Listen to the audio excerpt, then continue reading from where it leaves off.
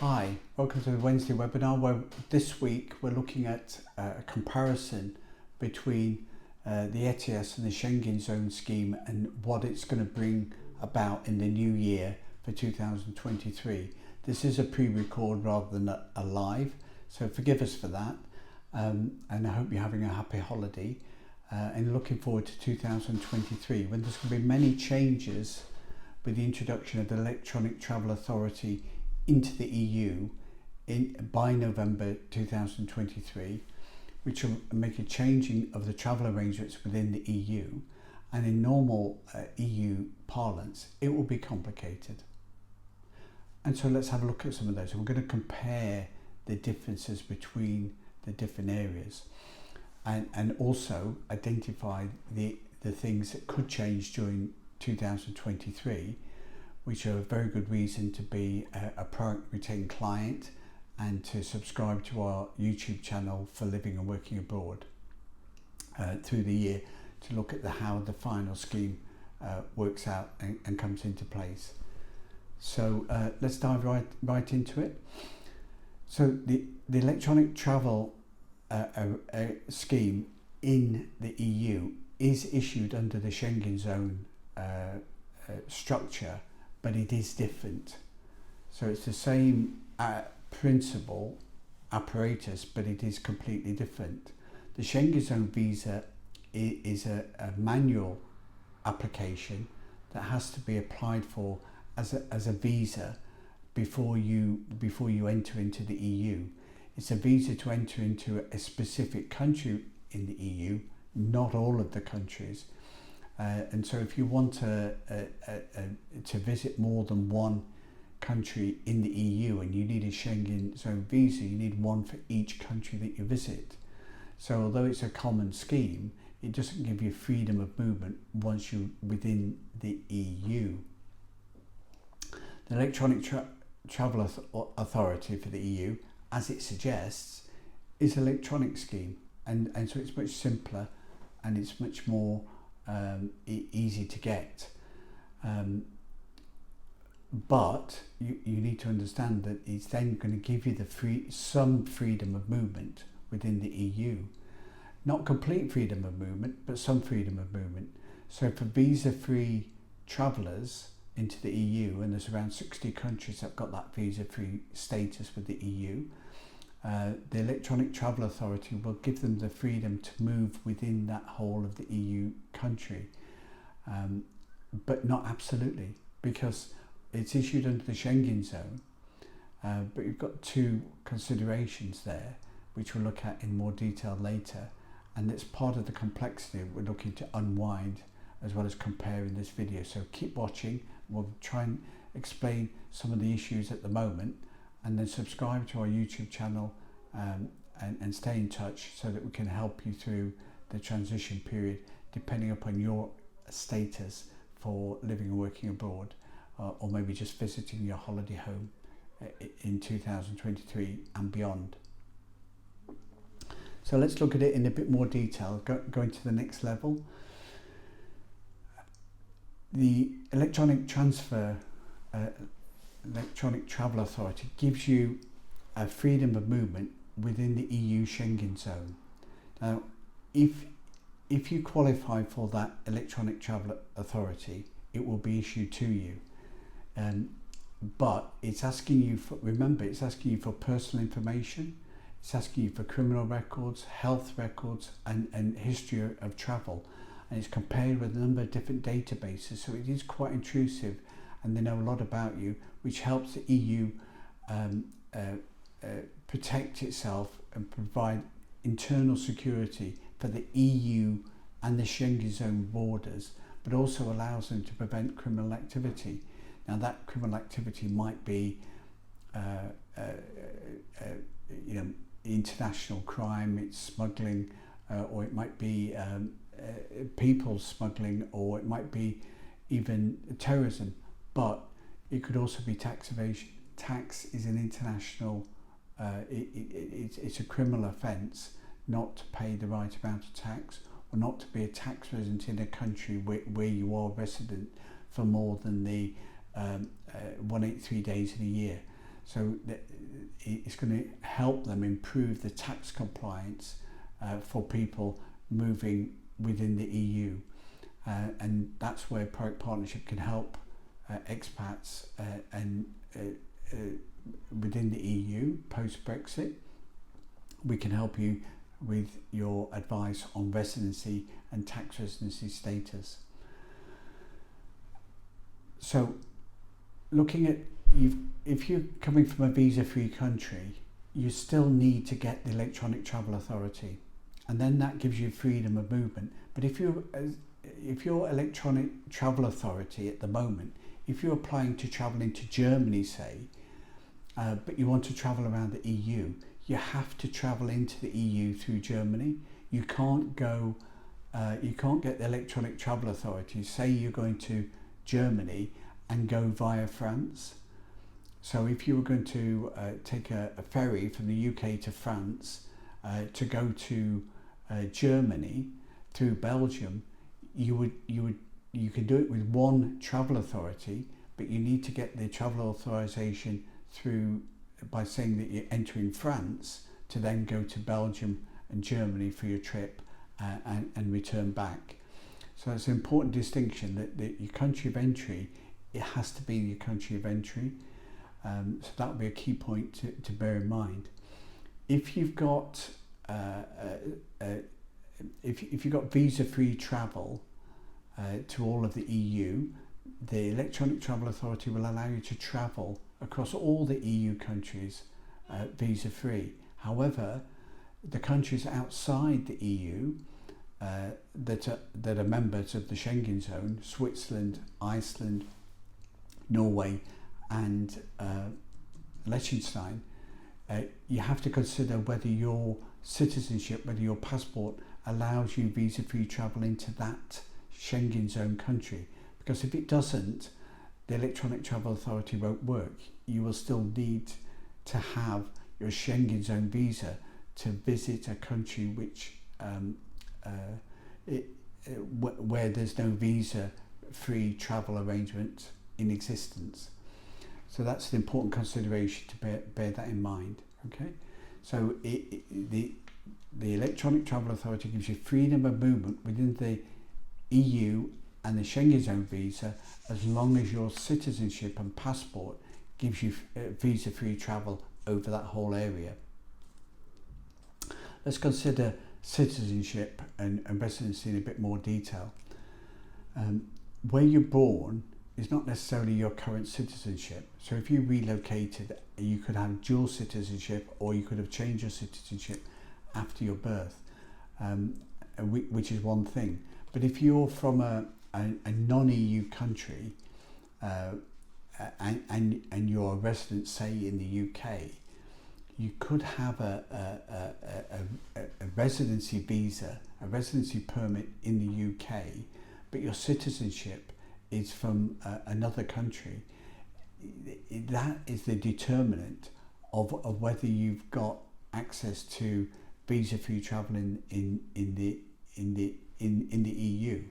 So what is your home country is going to determine whether you need the Electronic Travel Authority or whether you need a Schengen Zone visa to enter into the EU from the UK or another country around the world.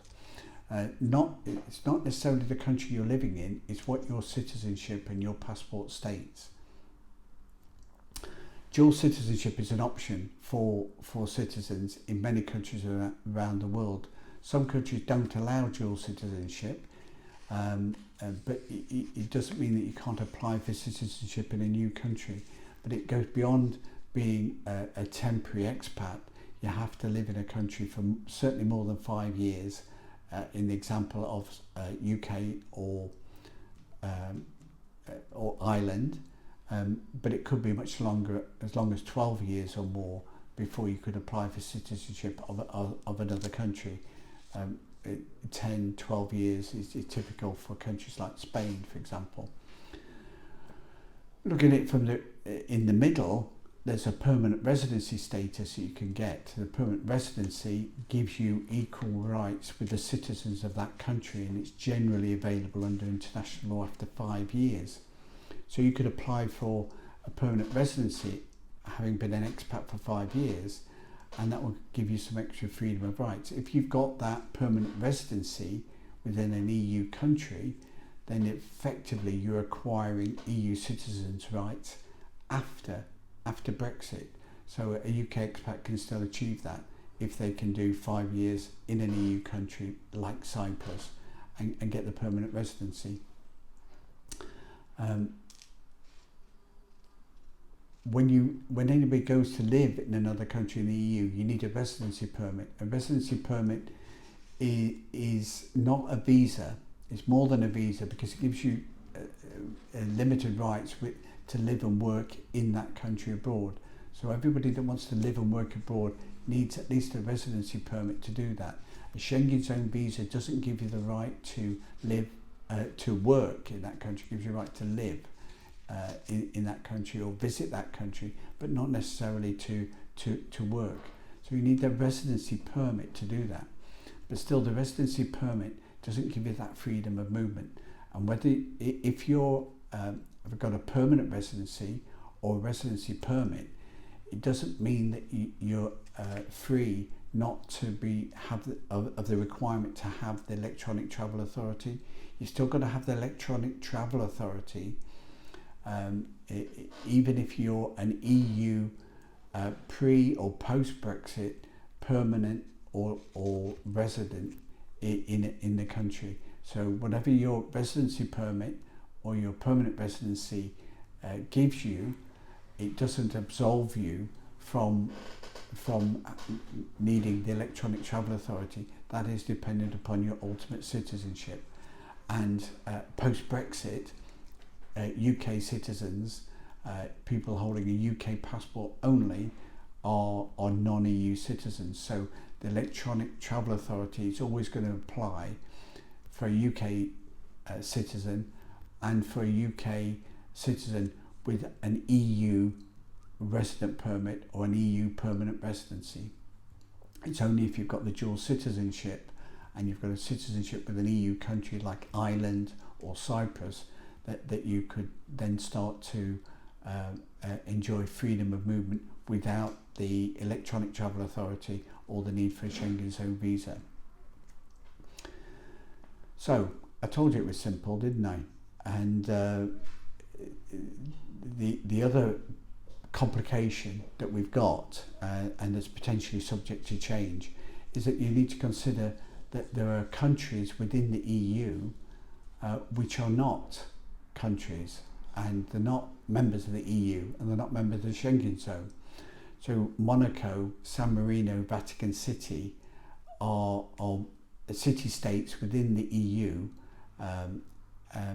but in effect there's no border applied here. So if you've got a electronic travel authority into Italy, you'll be able to go into the Vatican City. If you've got one into France, you'll be able to enter into Monaco. Gibraltar is a British overseas territory, so it's not, but it's still part of the EU. And how you get a travel authority to move freely between Gibraltar and Spain is by applying for electronic travel authority from Spain. So a British expat could fly directly to Gibraltar and enter on their passport, but because it's part of the EU, they'll also be required to have their electronic travel authority, and that will be issued by Spain. So it's as if you're entering into Spain to get that. If you've got a holiday home in Spain and you want to, you will have your electronic travel authority to enter Spain, and then you can drive into Gibraltar, but you'll still need to show your passport there. Andorra, a city-state within the EU, still requires passports, and therefore the electronic travel authority will not work there. But also you don't need a Schengen Zone visa either, because it's not a member of the Schengen Zone visa, but you do need a visa to be able to, a passport to be able to enter that area. So to finalise,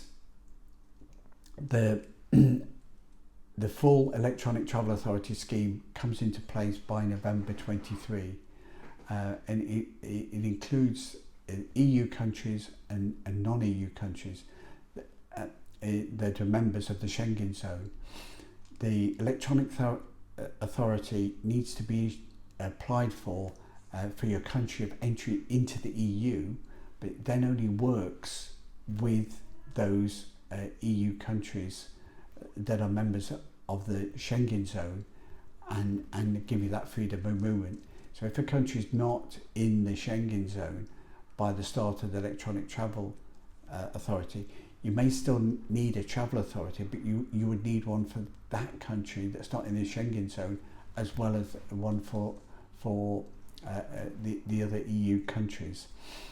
And the one final point I've saved to the end, which is an important point to clear up, with a Schengen Zone visa, it restricts you absolutely to 90 days in 180 in any country within the EU.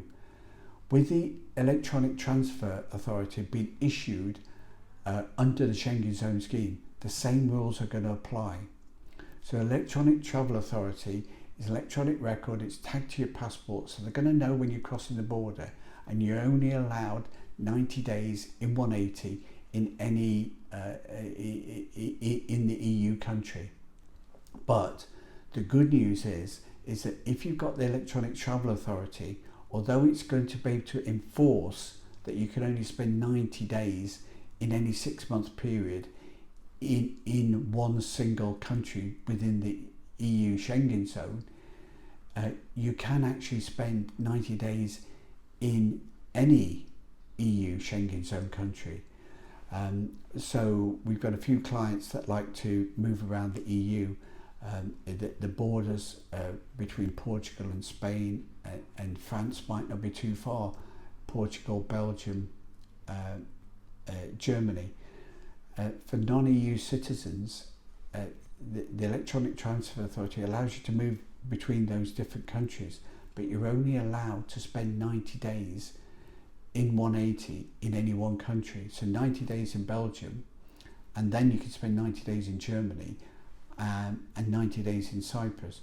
But you can't spend more than 90 days in one of those countries unless you've got the residency permit or the permanent residency in that country.